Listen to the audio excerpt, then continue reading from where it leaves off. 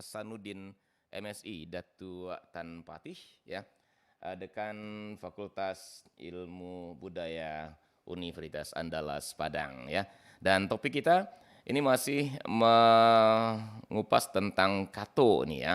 Begitu luas dan dalamnya persoalan kato dalam budaya Minangkabau, sehingga topik kita masih kurenah kato dalam budaya Minang bagian kedua. Kita sapa dulu kebersamaan kita dengan Bapak Dr. Hasanuddin MSI Datuk Tempatih di sambungan Zoom kita bersama beliau pagi ini. Assalamualaikum warahmatullahi wabarakatuh, Pak Hasan. Waalaikumsalam warahmatullahi wabarakatuh, Pak Adit, para Iya, pendengar RRI Pro 4 Padang yang muliakan pagi ini. iya. Sehat ya Pak Hasan ya? Alhamdulillah sehat, Pak Adit. Iya. Dan Pak Hasan, seperti yang saya antarkan tadi, ternyata kato atau kata ini dalam budaya Minang memang sesuatu yang sangat fundamental nih Pak Hasan ya. Sehingga sudah Ya, beberapa pertemuan ini kita masih bergulat tentang kato nih Pak Hasan ya. Mulai dari katonan ampe gitu ya. Terus ada tuah kato. Kemudian sekarang kita masih dalam kurenah kato ya Pak Hasanuddin ya. ya, Ya, baik Pak Hasan, kita berada di kurenah kato ini untuk mengupas bagian-bagian dari kurenah kato itu sendiri Pak Hasan kan. Dan iya. sebelumnya sudah Bapak uraikan, Bapak jelaskan beberapa dari kurenah kato dan tentunya hari ini akan kita coba sambung kembali. Baik Pak Hasan, sebelum kita melanjutkan, barangkali Bapak pengen review dulu dari awal kurenah kato ini Pak Hasan. Silakan Pak Hasan. Baik, terima kasih Pak Adit. Assalamualaikum warahmatullahi wabarakatuh. Waalaikumsalam. Selamat pagi, salam sejahtera untuk kita semua. Eh, para pemirsa, para pendengar Pro 4 RRI Padang yang saya muliakan. Kita seperti dihantarkan oleh Pak Adit tadi bahwa sejak minggu yang lalu kita berbicara mendiskusikan perihal Kurenah Kato. Kurenah Kato adalah Kurena itu sendiri adalah bermakna perilaku, perangai, atau juga karakter. Bahkan adat Minangkabau pun disebut sebagai uh, sistem nilai yang mengatur Kurena. Jadi Hmm, Kurena itu adalah karakter. iya, iya. Jadi adat mengatur Kurena. Lalu bagaimana kaitannya dengan kato? Kato itu kan kalau kita terjemahkan secara letter kepada bahasa Indonesia itu kata, tetapi bukan sebatas kosakata atau pilihan kata atau sebuah kata, tetapi sebagaimana sebelum-sebelumnya kita sudah mencoba menguraikan bahwa kato itu bukan sekedar kata, adalah bahasa tetapi bukan dalam arti bahasa yang secara apa ya formal atau fisik yang ada dalam ranah kajian kebahasaan yang mikro, tetapi bahasa dalam arti makro karena ada berkait juga dengan budi pekerti, karena ada ungkapan yang mengatakan bahwa nan kuria pundi yang sirah sagu nan baik budi dan indah bahaso. Artinya bahasa uh, itu berkait dengan budi, ekspresi budi, representasi dari budi. Budi adalah budi pekerti atau adat dan sebagainya. Kemudian ada juga ungkapan yang mengatakan bahwa mulik manih, kucing dan murah, baso bayi budi ketujuh. Artinya uh, mulut apa ucapan-ucapan yang manis, ya, murah senyum, keramah tamahan dan sebagainya itu mencerminkan budi yang baik dan sehingga bahasanya menjadi disukai oleh semua orang. Jadi makna kurenah kato adalah berkait dengan karakter atau perilaku yang dimungkinkan terjadi, terrepresentasi atau muncul sebagai efek psikologis dari sebuah kato. Apakah dari sebuah kata? Enggak, tidak bisa dibatasi hanya pada sebuah kata, tetapi kato dalam arti sebuah pernyataan, statement, konstruksi bahasa, atau peristiwa komunikasi. Jadi kato bukanlah sebuah kata, tetapi adalah sebuah perilaku berbahasa yang kompleks, ya, tidak hanya pada ranah formal, ketatabahasaan atau aspek-aspek material bahasa, tetapi juga menyangkut ke persoalan kecerdasan emosional, sosial, dan bahkan spiritual. Sejak awal kita sudah bicara tentang ada kato iyo, kato baturi, ya. Kata ya itu kata yang atau pernyataan yang mesti dituruti, ya, dilaksanakan. Nah, kemudian ada kato tido, kato mati. Artinya kata tidak, kata mati. Maksudnya kalau sudah menyatakan tidak, maka semua persoalan yang dibahas itu menjadi mentok, deadlock gitu ya. Oleh karena itu, ketika seseorang ingin mengatakan iya atau tidak, maka itu prosesnya memang cukup panjang. Artinya dalam proses yang tidak serta-merta muncul. Oleh karena itu, perlu dipikirkan matang-matang untuk menjawab ya atau tidak. Kemudian yang ketiga adalah kato antah, kato dipakatokan. Kata entah itu kata yang selalu diperkatakan. Gitu.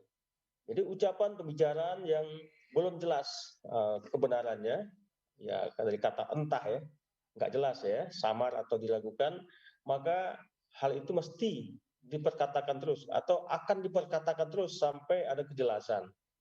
Oleh karena itu, sebuah pernyataan, sebuah kata, sebuah ya statement dalam sebuah peristiwa komunikasi mestilah sesuatu yang tuntas. Jadi kalau belum, maka itu seperti yang kita lihat fenomena hoax pada hari ini, ketika tidak ada kejelasan, tidak ada pernyataan yang jelas dan tegas dari seorang tokoh masyarakat misalnya, maka itu selalu jadi bahan pembicaraan di masyarakat.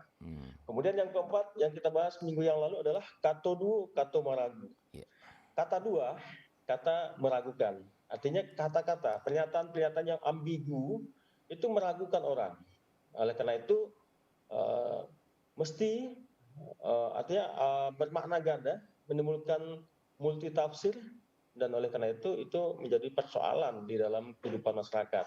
Oleh karena itu, dari sisi formal kebahasaan, konstruksi kalimat dalam sebuah pernyataan mestilah lengkap, mestilah efektif, mestilah mengandung makna tunggal, tidak ganda, tidak multitafsir, sehingga membuat orang menjadi ragu. Jadi itu 4 kurenah kato yang kita sudah diskusikan pada minggu yang lalu. Pada hari ini kita ingin menyambungnya karena ada 12 kosakata kato, kurenah kato ya Pak Adit ya. Iya, kurenah kato 12 ya Pak Hasan ya. Jadi yang kelima itu adalah kato takwi, kato tak lalu. Artinya kata takut itu adalah kata yang tidak bisa dijalankan, tidak bisa.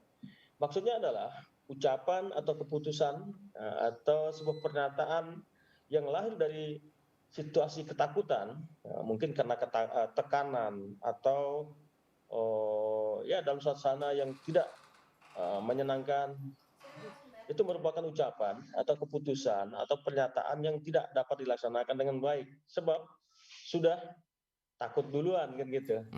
Jadi kalau orang dalam keadaan takut, tentulah pernyataan-pernyataannya itu dalam tidak, pertama jelas akan bias ya, bias karena kalau mau dikatakan ya takut nanti salah, mau dikatakan tidak takut nanti salah juga. Oleh karena itu di dalam budaya Minangkabau ada sikap demokratis itu begitu dijunjung tinggi terhadap anak keponakan yang ketika dimintai pendapatnya, dimintai kejujurannya dan sebagainya, mestilah dibebaskan dari rasa takut. Kalau anak atau keponakan dalam posisi ketakutan, maka apapun yang dia katakan itu adalah kata-kata yang tidak bisa, tidak rasional, tidak realistik. Oleh karena itu, mestilah diberikan kepada seseorang untuk menyatakan sesuatu yang terbebas dari rasa takut. Dan fenomena itu bisa kita lihat juga pada situasi hari-hari di dalam proses peradilan misalnya. Ada kasus misalnya seseorang tersangka mencabut pernyataannya yang ada di berita acara pemeriksaan. Ternyata orang Minangkabau dari dulu sudah memperkirakan hal-hal yang demikian gitu ya. Kemudian ada yang keenam adalah kato bangi, kato terlampau. Yaitu kata marah, kata-kata pernyataan, ungkapan yang dinyatakan, diekspresikan atau disampaikan ketika marah, itu adalah kata-kata yang terlampau, keterlaluan ya. Jadi ucapan yang penuh kemarahan adalah ucapan yang keterlaluan atau melampaui batas norma yang ada. Oleh sebab itu, bangi atau marah mestilah ada tempat dan waktunya. Kemarahan adalah puncak sebuah proses psikologis. Kalau seseorang telah marah, maka itu adalah puncak kesabaran. Tentu saja perilaku sedikit-sedikit marah adalah perilaku yang tepat. Termasuk juga di dalam menetapkan sebuah keputusan. Saya ingat ada cerita ya dari zaman Khalifah ketika Khalifah marah dalam memutuskan sebuah perkara, memvonis seseorang, maka terdakwa itu kalau tidak salah, ini cerita-cerita dari guru Ustadz waktu masih muda-muda Pak Adit ya. Benar. Lalu si terdakwa menangis dan lalu Khalifah bertanya, kenapa kamu menangis? Saya takut Khalifah memutuskan ini dalam keadaan marah. Jadi kalau memutuskan sesuatu dalam keadaan marah itu akan banyak persoalan. Jadi oleh karena itu kata bangi, kata marah itu adalah kata yang keterlaluan. Artinya dalam keadaan marah emosi adalah paling tinggi. Oleh karena itu janganlah menyatakan sesuatu dalam keadaan marah. Jadi keadaan marah itulah yang muncul sekarang. Ada juga kasus-kasus yang sampai ke polisi karena diungkapkan dalam keadaan marah. Ya, emosi kan gitu Muncul ujaran kebencian juga ya Pak Hasan ya? Benar Pak. Jadi kalau sedang marah jangan membuat pernyataan apapun ya. Makanya Rasulullah kalau marah dia hanya memperlihatkan mukanya yang merah, kata para sahabat ya. Dia tidak berkata-kata, tidak menyatakan apapun ketika marah, hanya perubahan pada ekspresi, kemudian pada air muka, mimiknya, dan para sahabat sudah tahu, wah ini Rasulullah sedang marah gitu ya. Kemudian yang ketujuh adalah kato riang, kato bapaya. Itu kata riang, kata berpaya. Maksudnya ucapan atau pembicaraan yang sifatnya berseloroh, kata riang ya, dalam keadaan riang, bersukaria, itu katanya, itulah kata-kata yang sedang berseloroh. Itu mengandung sifat yang bolak-balik. Bolak-balik, maknanya tidak pasti dan memerlukan sikap kehati-hatian. Sebab dalam seloroh kadang-kala ada kebenaran, ada keseriusan, bahkan maksud yang esensial gitu ya. Jadi ada ungkapan kan di dalam kehidupan masyarakat, di laluan juga arah. Iya, betul. Jadi maksudnya adalah pesan serius disampaikan melalui seloroh. Karena ada pertimbangan-pertimbangan khusus biasanya. Kalau disampaikan secara serius, mungkin kritik barangkali ya. Mungkin kita mau mengkritik seseorang atasan, seseorang yang lebih tinggi status sosial dengan kita, tetapi ketika kita nyatakan secara gamblang, secara bahasa yang denotatif, itu bisa menimbulkan gangguan hubungan silaturahmi dan sebagainya. Maka orang Minang menganjurkan itu dalam bentuk seloroh. Jadi di laluan kritik tajam sekalipun, tapi disampaikan secara berseloroh, itu kadang-kadang lebih efektif. Dan orang yang menjadi sasaran mesti hati-hati, makanya bolak-balik orang harus berpikir ini seloroh serius atau garah. Jadi dalam garah ada serius, dalam seloroh ada seriusnya. Jadi jangan sangka ketika orang memuji itu memuji dalam seloroh itu belum tentu pujian. Gitu. Jadi benar-benar orang Minang itu sangat hati-hati. Nenek moyang Minang menganjurkan untuk sangat hati-hati. Sangat harus arif untuk menangkap makna di balik sebuah sikap, sebuah pernyataan, sebuah kata. Kemudian yang kedelapan adalah kata manis, kata menghijau. Kata manis ya, kata yang bermanis-manis itu kata menghijau. Maksudnya ucapan ataupun pembicaraan yang manis yang dapat menimbulkan kelengahan atau tipu daya. Mhm. Ada banyak ungkapan tentang itu kan, pandai Mhm. bermulut manis, bertanam tebu di bibir, berminyak air, dan Mhm. lain-lain. Ini kearifan yang diajarkan agar tidak terlena oleh sebuah pernyataan yang manis-manis. Mhm. Bahkan ada dalam syair lagu apa Pak Adit yang mulut manis yang berbisa gitu ya. Iya. Lagu nostalgia Jadi nih Pak Hasan ya.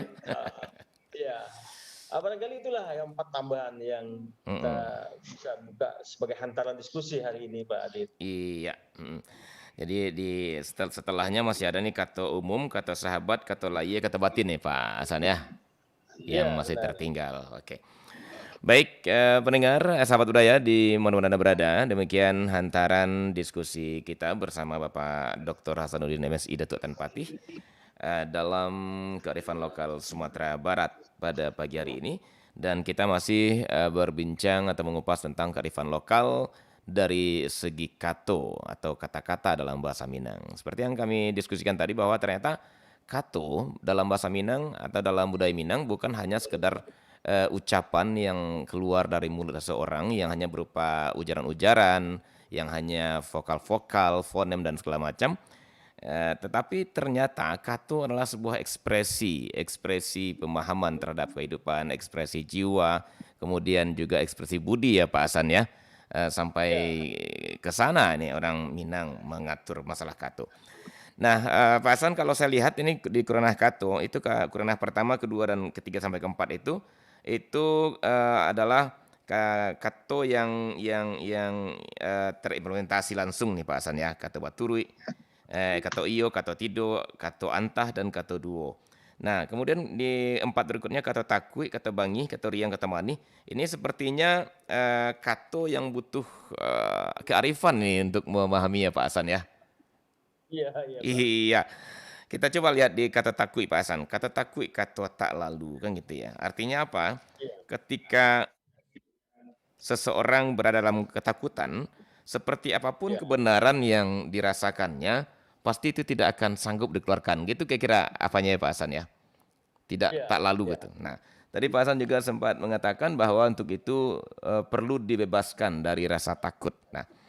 Nah, kira-kira bagaimana ini Pak Hasan, para nenek moyang kita, orang-orang kita terdahulu itu memposisikan dalam komunikasi itu agar si audiens ataupun si peserta dalam forum itu tidak merasa takut untuk mengeluarkan pendapatnya Pak Hasan.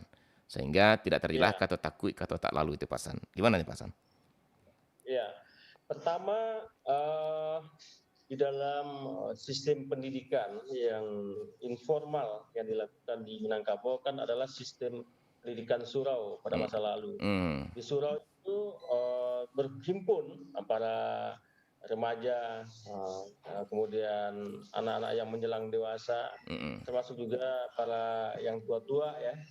Artinya di situ akan ada terjadi interaksi Hmm. yang eh, terbuka.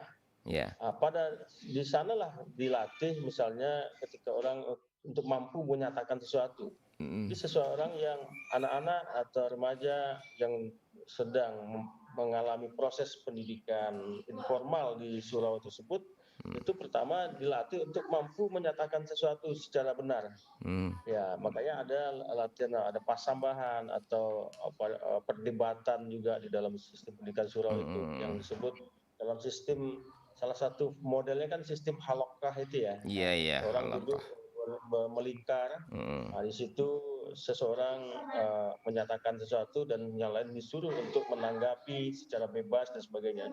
Jadi kalau sudah terbiasa untuk menyatakan sesuatu pikiran, perasaan di hadapan orang ramai itu adalah modal utama.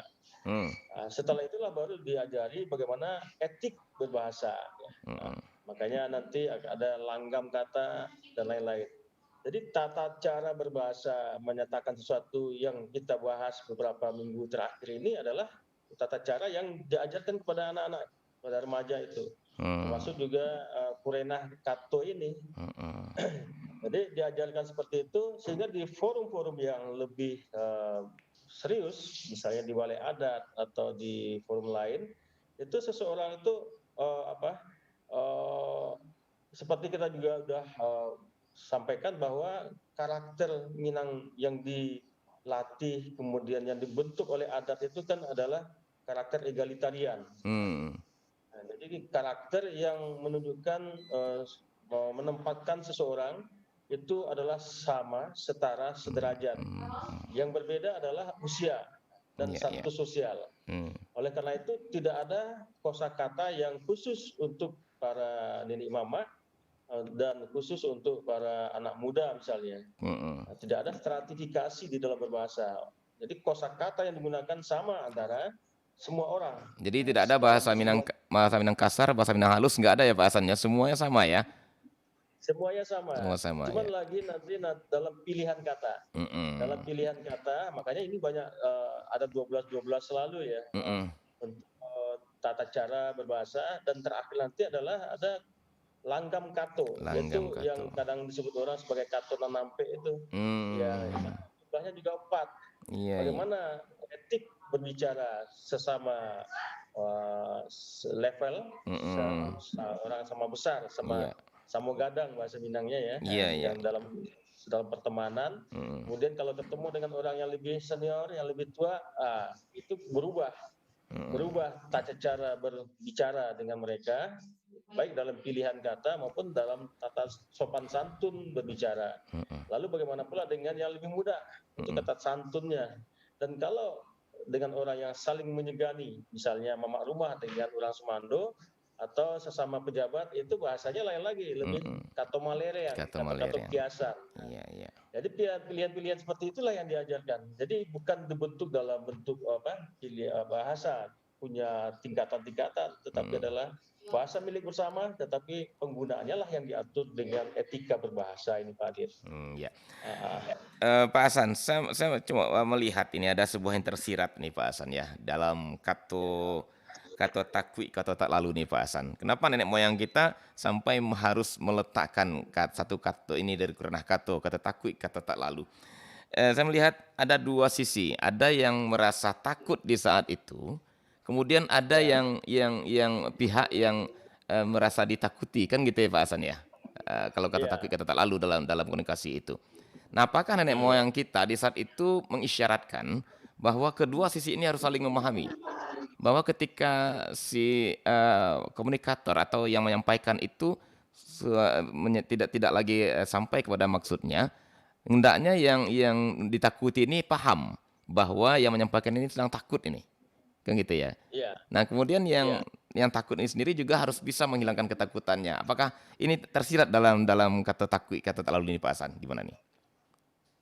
Ya, itu juga tersirat di dalam Hmm. kata takut, kata tak lalu. Hmm. Ketika seseorang takut, dia tidak akan lalu, artinya tidak akan mampu menyampaikan sesuatu yang sesungguhnya. Hmm. Itu pertama ya. Jadi satu adalah yang pertama itu adalah ketika seseorang dalam posisi takut, pertama dia tidak bisa menyatakan sesuatu tentang kebenaran atau sesuatu yang sesungguhnya ingin dikatakan. Hmm. Tapi karena ada ancaman misalnya, ada tekanan sehingga kata-kata yang disampaikan, pernyataan yang disampaikan itu adalah pernyataan-pernyataan yang tidak bisa diwujudkan juga sesungguhnya karena dalam Hmm. keadaan takut. Iya, iya. Kemudian yang kedua ada makna adalah ketika disuruh misalnya menyatakan sesuatu atau disuruh melakukan sesuatu, dia katakan takut. Kalau sudah takut, sudah was-was, tidak ada keberanian untuk melakukan sesuatu, maka itu tak lalu juga kan. Hmm. Nah, jadi sebuah pernyataan, misalnya kamu sanggup tapi dalam keadaan takut, itu tidak akan pernah terlaksana dengan baik. Oleh karena itu, untuk menyatakan sesuatu mestilah seseorang bebas dari ketakutan sehingga apa yang dia lakukan dia nyatakan itu bisa diwujudkan, bisa dilalukan. Tapi kalau dia sudah menyatakan saya takut menghadap itu atau saya takut melakukan itu karena ada efek-efek lain, maka tidak bebas dari ketakutan itu akan menyebabkan sebuah kerjaan tidak selesai. Hmm, Mungkin ya. bisa dibawa ke dalam misalnya ketika seseorang berada dalam satuan keamanan ya, satu keamanan apakah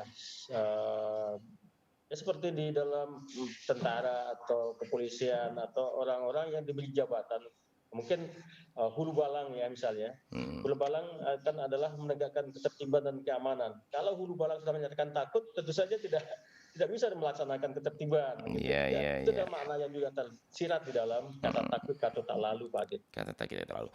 Nah, kira-kira ada nggak ya Pak bahasan kearifan lokal ataupun ajaran-ajaran nenek moyang bagaimana menghilangkan rasa takut itu Pak Hasan ketika kita memang harus mengatakan? Apakah dengan cara berputarkah umpamanya begitu Pak Hasan ya dan menyampaikannya atau dengan kata melirang atau kata apa Pak Hasan? Ada nggak ya Pak ya trik-trik ataupun tips-tips dari nenek moyang kita agar si penyampai kata ini ya dia tidak merasa terintimidasi, tidak merasa tertekan, tapi pesannya sampai. Nah, ada nggak Pak Hasan dalam ajaran nenek moyang kita? Kalau ada ungkapan-ungkapan yang sesungguhnya mungkin tidak terlalu terkait barangkali, tetapi adalah ada upaya di dalam sistem pendidikan surau atau yang kita pernah dengar dari orang tua-tua ya. Mhm. Misalnya adalah prinsip bahwa jalan lurus berkata buana menghukum adil. Iya, iya. Kalau ada di dalam jalan yang lurus, tidak ada ketakutan. Dalam kebenaran tidak perlu ada ketakutan. Kemudian kalau juga di dalam keadilan juga demikian. Iya, iya. Jadi kata takut kan lawannya adalah baga ya, Iya, iya, iya. pemberani. Nah, jadi kalau orang tua saya dulu, ayah saya mengatakan seperti itu. Yang penting itu bagak bana. Bagak mana Pak Jadi ya? bagak bana, pemberani benar gitu ya. Iya, iya. Kalau bagak bana, mungkin dalam pahaman pertama adalah itu ya, Terlalu bagak harus gitu ya? harus menjadi seorang yang benar-benar pemberani. Iya. Tetapi makna tersilatnya adalah berani karena benar. Iya, iya, iya. Bagak Bagak bana, bagak dalam bana gitu ya Pak Hasan ya? benar. Bukan Jadi bukan itu bukan kalau bukan terlalu bagak gitu ya, tapi bagak dalam bana itu maksudnya Pak Hasan ya? ya, jadi bukan bagak berani dengan nekat, bukan Iya, iya, seperti itu iya. ternyata. Heeh. Jadi awalnya saya mendengar bagak bana, itu yang penting dalam hidup. Heeh. Jadi ketika menanggapi ada masalah keributan remaja, pemuda misalnya, Heeh. perkelahian dan lain-lain, lalu ada yang bertanya kepada ayah karena kebetulan seorang penghulu pula. Lalu dia katakan, tidak ada yang bagak bana sekarang. Iya, iya, iya, Jadi iya. saya bertanya, bagak bana apakah benar-benar pemberani? Ternyata bagak bana itu adalah bagak dalam Kebenaran. kebenaran. Jadi pemberani dalam kebenaran. Jadi kalau sudah benar, jangan takut. Makanya ada ungkapan berani karena benar, takut karena salah. Jadi kalau ketakutan, kalau salah, ya pasti takut. Jadi untuk menegakkan kebenaran, mesti ada keberanian. Nah, seperti itu, Nah, Pak Adit. nah itu dari sisi yang merasa takut nih Pak Hasan ya. Nah, kalau dari sisi umpamanya, anggaplah kita dalam sebuah forum, kemudian si A itu menjadi orang yang di sana apakah dituakan atau memiliki Pak Hasan bilang tadi memiliki wewenang, ya memiliki kekuasaan. Kemudian yang di depannya atau di sekitarnya itulah orang-orang yang di bawahnya dan merasa takut dengan dia. Apakah nenek moyang juga mengajarkan ketika kita berada pada posisi A, orang yang punya wewenang itu kita harus paham nih. Kita harus arif kalau di antara itu ada yang merasa takut menyampaikan pendapatnya ke kita. Sehingga bagaimana cara kita membuat dia bisa tetap menyampaikan pendapat. Apakah juga ada ajaran seperti itu Pak Hasan? Iya, ini pertanyaan Pak Adit itu berat sekali. Bukan. Ini implementasi aja Pak Hasan ya. Artinya ketika kita di posisi yang takut, mungkin yang tadi jalan keluarnya. Nanti ketika kita umpamanya berada pada posisi yang ditakuti nih, kita kan harus tahu nih, harus keluar. Yang di depan kita ini, yang di sekitar kita ini harus keluar semuanya. Bagaimana kita melepaskan itu dari mereka Pak Hasan, ketakutan itu? Mungkin ada jalannya Pak Hasan. Ada ungkapan lain yang menyatakan bahwa seseorang itu tidak boleh takut. Atau seseorang itu tidak boleh ditakuti. Justru yang penting itu adalah disegani. Disegani ya. Jadi ada ungkapan misalnya kalau takut, contoh-contoh waktu itu ketika saya berkomunikasi dengan orang-orang tua, kalau takut ya seperti takut kepada harimau, bisa dihindari, bisa diperangkap. Tetapi kalau segan, itu tidak bisa ngapa-ngapain. Oleh karena itu seseorang yang punya kedudukan terhormat, yang berpotensi untuk menyebabkan orang takut kepada dia, maka dia akan menciptakan suasana komunikasi yang tidak menimbulkan ketakutan, tetapi Hmm, justru adalah keseganan ya. iya iya iya. Jadi seseorang dihormati bukan karena takut, tetapi karena segan gitu. Nah, kalau Gitu. segan itu bukan berarti takut seperti yang diungkapkan tadi, Mhm. takut seperti kepada harimau. Kalau takut ke harimau, pada anak-anak pada keponakan pada lari menjauh, Iya menjauh atau dalam situasi tertentu dia akan menjebak, iya iya iya. menjebak kita gitu. Betul betul betul. Berarti memang kearifan ini sangat dibutuhkan nih Pak Hasan ya. Dalam kata Iya, takwi, kata tak lalu ini kearifan sangat dibutuhkan sekali nih. Baik dari sisi komunikatornya maupun dari sisi komunikannya gitu ya Pak Hasan ya. Keduanya iya harus benar. saling paham ini. Apakah ini komunikasi mulus kah lancar atau terhambat karena ketakutan gitu. Iya iya. Karena Oke. sudah dalam ketakutan ya tidak terungkap kebenaran kan. Iya Jadi oleh benar. karena itu seorang yang berpengaruh, Hmm. dia kan mesti menggali sesuatu yang benar. Hmm. Oleh karena itu akan terhambat upayanya untuk menggali sebuah kebenaran apabila lawan bicaranya itu dalam posisi ketakutan. Oleh karena itu seorang itu akan bersikap bijaksana Hmm. untuk menciptakan suasana yang demikian. Mhm. Nah, Begitu Pak Hasan begitu ya. Pak Adit. Oke, baik. Luar biasa Pak Hasan. Kita coba undang pendengar kita, barangkali ada yang ingin berbincang-bincang bersama kita untuk memperdalam pembahasan kita ini. Silakan sahabat budaya.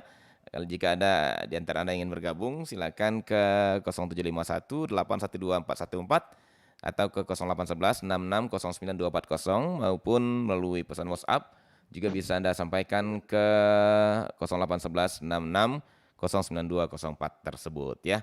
Baik, kita masih punya waktu yang cukup lama nih Pak Hasan. Baru satu Ya, satu apa ya satu poin dari tambahan Kurnah Kato pagi ini Pak Hasan ya. Kata takwi kato ya, tak lalu gitu ya. Oke, atau ya, ini urutan kelima nih Pak Hasan ya, urutan kelima dari Kurnah Kato ya. ya Pak. Oke, baik berikutnya nih kato bangih kato terlampau. Nah ini menarik juga nih Pak Hasan. Iya, Orang kalau kalau sudah berada dikuasai atau dalam kondisi marah, ini biasanya memang lost control ya Pak Hasan ya. iya lost control. Apapun yang disampaikan ya terkadang tidak lagi menimbang, tidak lagi mengingat di mana dia, siapa dia kan gitu ya, dengan siapa berhadapan kan gitu Pak Hasan. Nah, Iya, kata bangih kata terlampau. Nah, kira-kira Pak Hasan, bagaimana ajaran nenek moyang kita supaya kita tidak sampai di tingkat kata bangih, kata terlampau ini Pak Hasan, gitu loh. Artinya kalau marah siapa sih? Namanya manusia pasti boleh marah ya Pak Hasan ya. Tapi iya, kalau saya lihat di sini kata bangih, kata terlampau ini udah kelewatan ini Pak Hasan. Oke. Nah, iya, tentu nenek moyang kita membuat kata bangih, kata terlampau ini ada sebuah tujuan ini supaya anak kemenakannya tidak sampai dalam tingkat kata bangih, kata terlampau. Nah, apakah demikian Pak Hasan? iya. Pertama saya melihat, ketika kita mempelajari kato-kato ini ya, Hmm. ada, kato misalnya seseorang yang berpengaruh, misalnya seorang penghulu, Hmm. dia kata-kata yang mesti dia keluarkan adalah kata-kata yang berlapis seperti ya. Ya, Hmm. seperti itu ya, Jadi ada pantangan bagi seorang penghulu. Penghulu kan adalah pucuk pimpinan dalam sebuah suku atau Mhm, kaum. mhm, Nanti para penghulu di dalam kerapatan penghulu itu adalah berhimpunnya orang-orang atau pemuka-pemuka, mhm, uh, pucuk-pucuk pimpinan kaum di dalam sebuah kerapatan di tingkat nagari. mhm. Jadi penghulu tidak dilarang, pantangannya adalah salah satunya adalah mahari mahantem tanah. Seorang Mmm, penghulu tidak boleh marah. tidak boleh Pak ya? Apapun yang dihadapi, bagaimanapun kurenah yang ditunjukkan oleh anak ponakan, maka dia tidak boleh mahari menghardik dan menghantam tanah. Mhm, Artinya mhm, menunjukkan kemarahan yang luar biasa tidak boleh. mhm. Jadi Iya sudah iya memang iya. ditempatkan orang pada posisi-posisi tertentu. Mhm, Kalau misalnya kata malin, kata hakikat misalnya kan. Jadi mhm, seorang alim, seorang ulama dia berbicara pernyataan-pernyataannya penuh hakikat. mhm, Jadi tidak boleh menunjukkan kemarahan juga. mhm, Jadi sudah dipastikan pada posisi-posisi tertentu yang boleh berkata agak keras itu siapa? Hulu balang. mhm, Uh, Hulu balang kata mandare. Memang hulu balang karena dia harus menerapkan ketertiban dan keamanan, maka dialah yang punya izin untuk menyatakan kata-kata yang nadanya kemarahan gitu. mhm. Jadi hanya hulu balang yang boleh marah. Iya, iya, iya, iya. Seperti segitunya, Selain hulu balang, diatur begitu. berarti kalau dia sudah pemarah berarti dia hulu balang nih Pak Hasan. Iya, kalau dia penghulu misalnya selalu marah-marah aja, Oh, itu berarti dia turun derajatnya. turun ke hulu balang gitu ya. Iya, iya. Oke, baik Pak Hasan. Kemudian ada Ah, lagi Pak Adit, iya. misalnya ungkapan-ungkapan misalnya Hmm. seseorang pemimpin yang arif bijaksana itu boleh kan biasa aja tegang itu ya. Iya, iya, iya, iya. Tegang, artinya dalam suasana tertentu alamiah sekali karena manusia itu bersifat ya manusiawi istilahnya ya. Hmm, hmm. Jadi marah, emosi dan sedih dan sebagainya itu kan adalah sesuatu yang memang pakaian manusia. Betul. Ketika di luar kontrol kan seringkali itu tidak bisa terkontrol ya, lost control. Oleh karena itu biasanya misalnya kalau tagang bajulejolo, tanduh dantiang kan gitu. Iya, iya, iya. Ada ungkapan yang demikian yang sepertinya irasional. Masa tali yang tegang itu bisa berjela-jela. Iya, iya, iya. Yang kendor itu yang berjela mestinya. Tapi Betul, kalau betul. yang kendor itu berdanting-danting, seperti Iya. senar gitar Gitar gitu ketika ya. dia kendor tidak berbunyi, yang tak berdenting-denting ya Iya, kan. iya, iya, iya. Nah, kalau dia tegang baru dia berdenting-denting. Nah, ini kebalikannya. Jadi dalam situasi tegang pun mesti dipertunjukkan kendornya. Ketika kendor pun jangan dibawa lalu, jangan Iya, sampai iya, dibawa lalu oleh orang lain, makanya dia berdenting-denting. iya, iya, Kendor iya, iya, dalam iya. ekspresinya, ungkapannya, tetapi di dalamnya sebuah ketegasan terrefleksi gitu Pak. Apakah itu berarti bahwa ketika tegang itu di tagang bajalajelo, apakah artinya ketika tegang itu harus diiringi dengan toleransi atau tulansu bahasa kita ya Pak ya, atau bajalajelo Ya, tadi atau berjela-jela itu Pak Hasan. Itu maknanya ya, yang muncul. Dan sebaliknya ya, ketika kendor, jangan terlalu kendor, harus ada ketegasan di sana gitu ya. Ada berantai dan tiangnya gitu Pak Hasan. ya, benar Pak.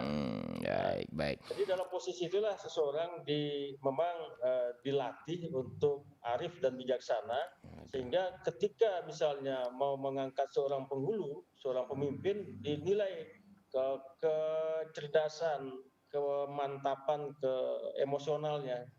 Kalau masih suka emosi, wah ini baru bisa jadi penghulu misalnya.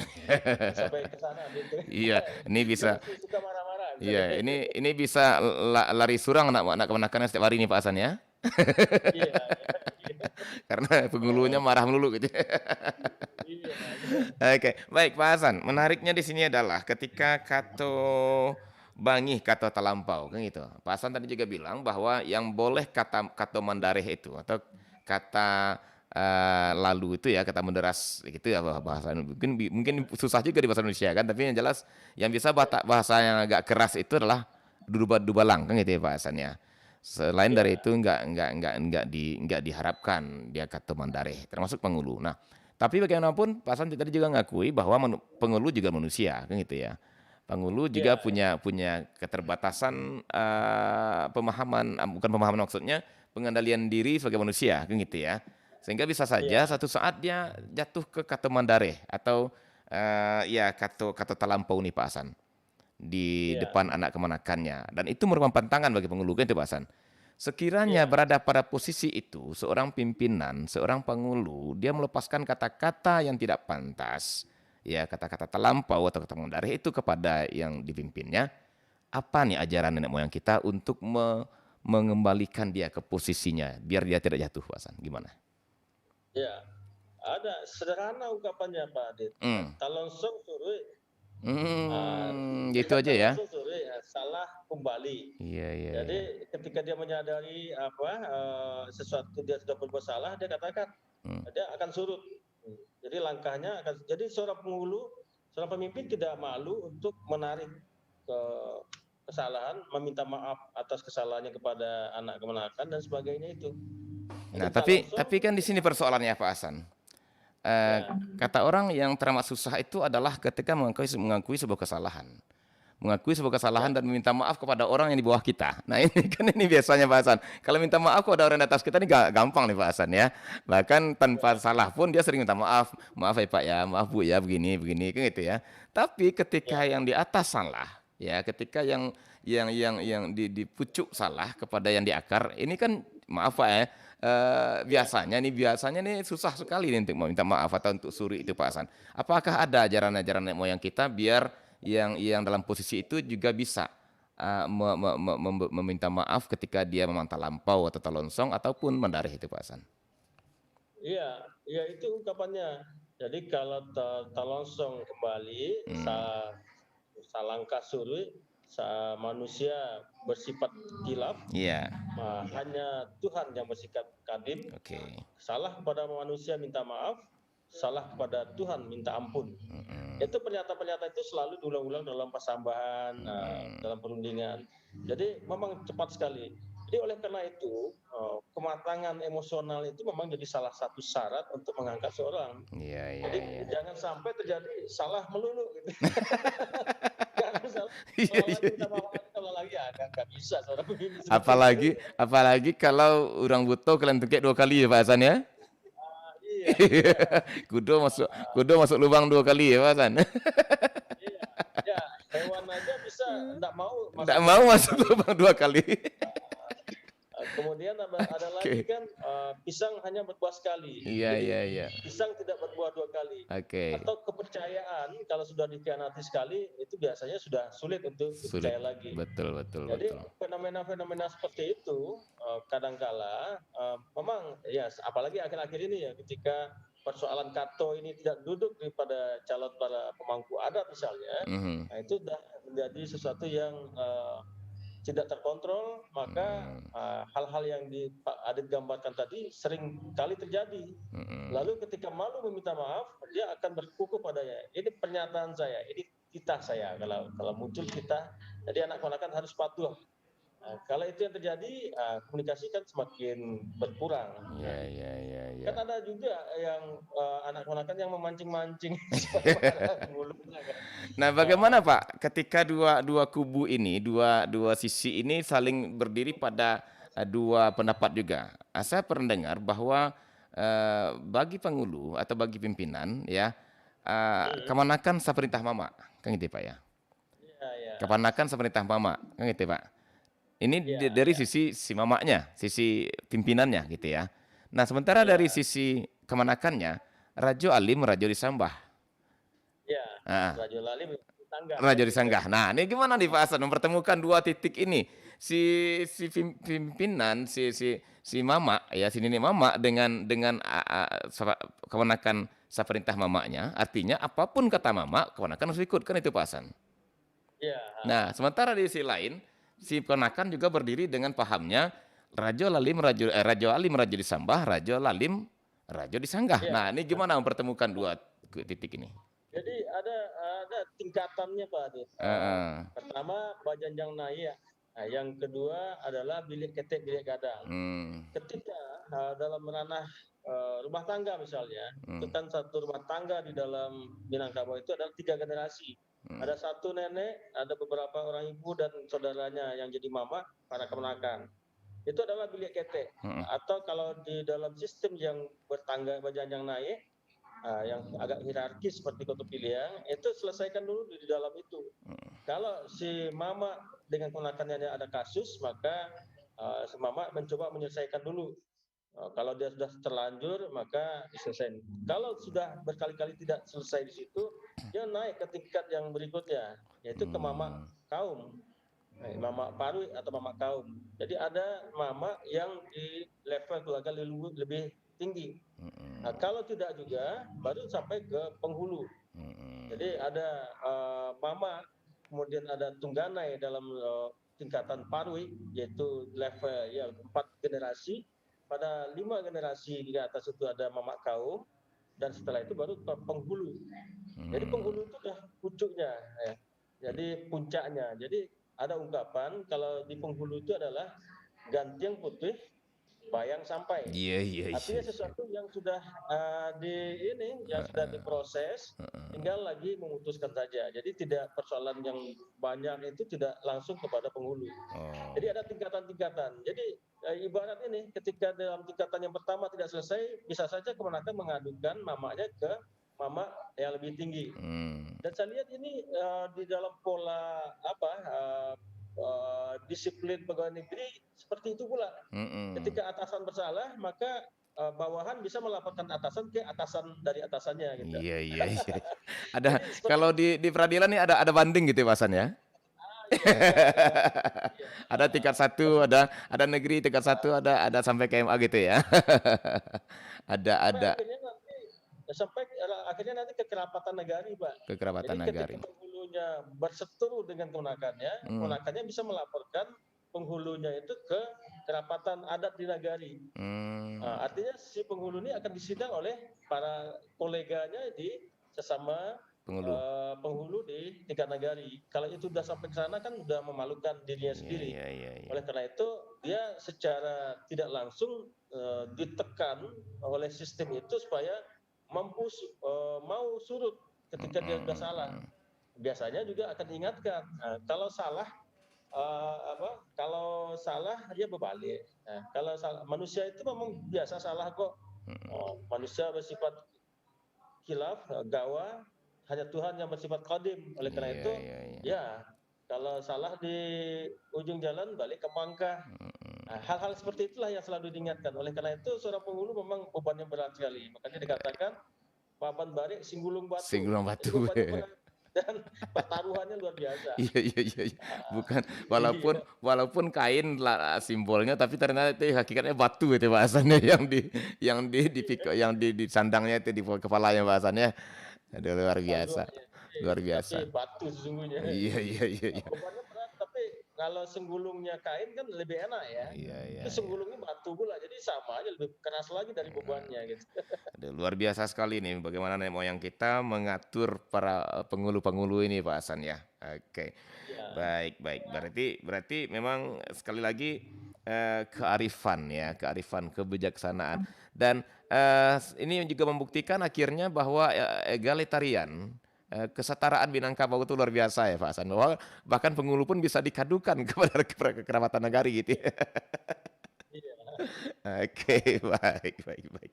Berarti ini nggak ada yang istilahnya apa ya, istilahnya yang dirugikan di sini, nggak ada istilahnya yang ditekan lagi bahasannya ketika ada sistem. Iya, Itu memang ada sistem adatnya seperti itu bahasan ya. iya, Oke, artinya ketika bermasalah keponakan dengan mamanya, ini ada yang naik tunggu turun tadi mungkin di rumah dulu, kemudian dengan ini mama, kemudian penghulu dan seterusnya ke kerapatan negari gitu bahasannya. iya, benar Pak. Baik, baik, baik, Bajang betul. yang naik, batanggo turun, Bertanggung turun bilik ya. ketek, bilik gada. Bila Ini ada beli. konsep-konsep yang mengatur bagaimana persoalan-persoalan yang kecil diselesaikan pada levelnya.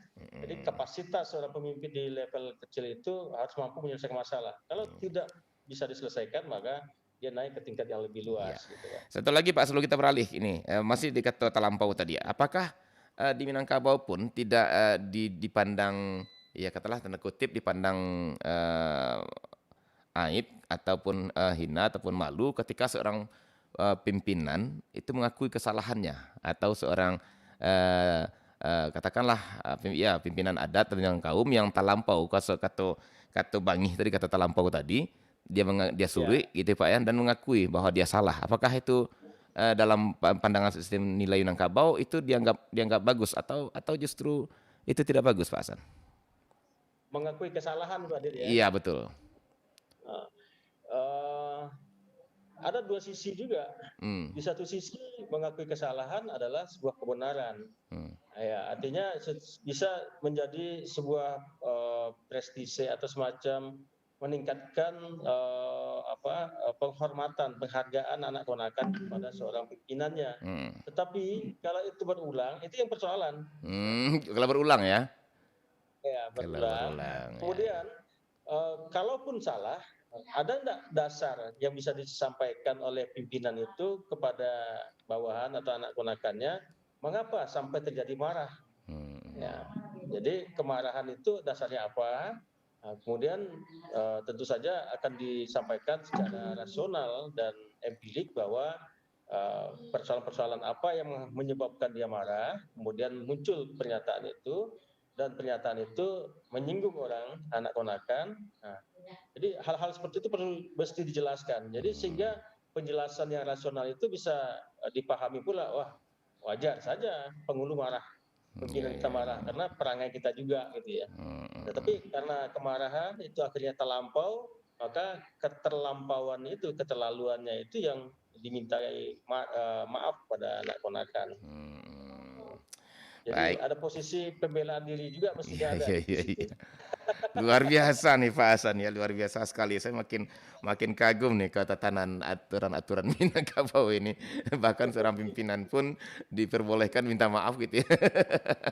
Iya, Oke. Baik. Kita di sisa-sisa waktu kita masih ada sekitar 5 menit nih Pak Hasan. Kita masuk ke apa nih? Katoriang Kato Bapai ya. Bapayem ya. Bapayem iya, Pak ya. Ya. berkarir ya. Katoriang Kato Payem. Ini gimana tadi Pak Hasan, masih bisa dilanjutkan Ya. barangkali? Jadi kata riang itu kan kata-kata, ucapan-ucapan yang ketika hati riang, hati Hmm. senang. Hmm. Jadi posisinya pada posisi ya seloroh, Hmm. guyonan dan sebagainya. Jadi kata guyonan itu jangan anggap itu hanya lepas begitu saja Hmm. sebagai guyonan atau seloroh. Tetapi orang yang mencoba mencerna, jadi setiap orang itu mesti juga tetap mencerna. Ini Hmm. ya, memang garah, memang seloroh, Iya, tapi iya. pikirannya akan bolak-balik menangkap makna esensial dari sebuah seloroh. Iya. Jadi maknanya tidak pasti, oleh karena itu perlu hati-hati. Hmm. Sebab dalam seloroh kadangkala ada sesuatu maksud tertentu yang disampaikan. Jadi Hmm. karena orang dalam segala sesuatu itu juga ada yang harus disampaikan secara serius, sesuai secara hati ke hati, dan juga ada yang disampaikan melalui seloroh. Iya. Nah, ini yang persoalan. Iya. Nah, ini seloroh ini ada maksud apa? Nah, itu Hmm. biasanya seseorang yang arif dan bijaksana akan menangkap hal demikian. Bagaimana nih kalau kita hubungkan dengan kata nanampe Pak Hasan, dengan kata mandata, kata mendaki, kata menurun, kata meleriang nih Pak Hasan. Kan kalau seluruh ini terkadang ini kan lebih ke mendata nih Baik. Pak Hasan ya. Nah, apakah ke yang mendaki menurun meleriang atau menurun mungkin bisa, tapi mendaki meleriang ini juga bisa Pak, katori yang kata Bapak Yem ini dipakai nih Pak Hasan. Bisa, bisa Pak Adit. Hmm. Jadi kalau kata riang itu kecenderungannya ya memang orang-orang yang pada satu tingkatan ya, satu Iya. level orang berteman ya, Hmm. pertemanan dan sebagainya, atau kartu mendata. Hmm. Itu biasanya garah dan itu lebih berbasis sesungguhnya. Hmm. Jadi kalau pada posisi orang-orang yang setara, ini garah itu bisa dikejar. Maksud kamu apa? Bisa Iya, akan iya, iya. melahirkan ungkapan yang serius. Mm-mm. Tapi kalau justru di dalam posisi kata mendaki, nah Mm. ini yang perlu hati-hati. Nah, Iya, iya. orang yang lebih tua, yang dituakan atau pimpinan itu hati-hati. Memang disampaikan dalam bentuk seloroh, tapi selorohnya itu tentu saja dalam bentuk kata mendaki, penuh Hmm. hormat. Tetapi tetap ada selorohnya misalnya. Iya, iya, iya. Misalnya ketika uh, kita sesungguhnya tidak ingin dimarahi oleh mama kita, Mm. lalu sekali waktu kita dimarahi di depan kawan-kawan yang lain. Nah, Iya, itu iya. menyampaikannya kalau dengan serius tentu akan mendapatkan perlakuan yang lebih keras ya, hukuman yang lebih keras. Tapi kalau Mm. dilalukan dengan seloroh, dengan garah, itu akan lebih efektif. Oh, mama Hmm. batu lanjangnya boyo misalnya. Iya, iya, iya, Tapi iya, dalam seloroh ya. iya, iya. Jadi Jadi, artinya eh, ya, ketika hal itu dinyatakan, seorang pimpinan, seorang penghulu mesti berpikir, berarti ini kemenakan saya tidak mau. Mau mm, dimarahi secara berduaan, boleh. Mau mm. mama tampar silakan, tapi ketika di depan umum, jangan Iya, sekali-kali iya, misalnya. iya, iya, Nah, iya. itu seorang pimpinan yang arif dan bijaksana akan mengubah perilakunya untuk memarahi. Jadi perilaku anak-anakan yang berbeda, cara memarahi juga mesti berbeda. Wow, Nah, wow, untuk wow. memprotes itu bisa dilakukan dengan kata seloroh gitu. Katoriang kata Bapak Yem nih Pak ya. artinya dalam suasana yang sudah cair sesungguhnya Iya, antara iya, mama iya. dan ponakan. Jadi Baik. bukan dalam keadaan pada posisi yang sedang serius, bukan begitu, tapi dalam suasana sudah Sudah cair, cair. nah kita sudah ada Iya. mungkin ungkapan suasana yang bisa interaksi antara mama dan keponakan dalam posisi yang agak ya senang lah ya. Nah, Baik, di situ baik. baru bisa seloroh dimajukan gitu. Tapi tetap dengan berpedoman kepada katonan ampe gitu ya Pak Hasan ya. Iya Pasti. benar. Oke. Baik Pak Hasan. Kalimatnya. Ini sepertinya semakin jauh digali semakin kagum kita nih Pak ya terhadap bagaimana nih nenek moyang orang Minangkabau ini betul-betul menempatkan segala sesuatu itu pada tempat yang manusiawi sekali Pak Hasan ya. Pada tempat Iya. yang paling semestinya begitu. Dan itulah salah satu wujud dalam Kato nih. Luar biasa Pak Hasan dan saya masih pengen bincang jauh nih Pak Hasan, tapi waktu yang membatasi kita Pak. Kita harus segera bergabung dengan Perempat Jakarta. Untuk itu Pak, barangkali kita akan lanjut lagi di pertemuan berikutnya. Ini masih dengan apakah Kato juga nih Pak ya? Iya, nanti Karena ini ya, Kato luar biasa banyak di Minangkabau ternyata gitu ya. Oke deh. Nanti kita sesuaikan Pak Hasan ya. oke, siap. Oke. Baik Pak Hasan, terima kasih banyak untuk bincang-bincangnya pagi hari ini. Waduh, teleponnya telat masuk nih. Waktu kita sudah mau bergabung, kita beri satu apa aja, satu pertanyaan aja ya. Oke, halo, Oke. assalamualaikum. Waalaikumsalam warahmatullahi wabarakatuh. Iya dengan siapa Pak di mana? Dengan Sofyan di Kubu Marapalam. Pak Sofyan, ku Merapalam. Silakan Pak Sofyan ke Pak Hasan. Saya menanyakan ini masalah ungkapan kata ini Pak ya. Mm-mm. Kalau di Minang ini kan kata-kata ini dengan kata-kata sindiran, Mm. dengan bayang atau sampai. Mm. Tapi saya pernah mendengar manjamua di lereng-lereng, hari hujan di lingkui-lingkui, hari paneh di kakak-kakak. Saule haram ke diayam lah tandeh mangkok di garo. Apakah maksudnya kata-kata itu? Oke, baik. Baik, itu aja Pak Sofyan ya. Baik, terima kasih Pak Sofyan. Tunggu terus kehadiran kami setiap Kamis Pak ya. Ya, Oke, baik. Baik, terima kasih Pak Sofyan. Ya. Baik Pak Hasan, di penghujung waktu kita barangkali dengan sekaligus closing statement nih Pak Hasan dari perbincangan kita, silakan Pak. Ya, jadi ada banyak variasi dan versi disampaikan di dalam tata cara berkomunikasi di dalam budaya Minangkabau.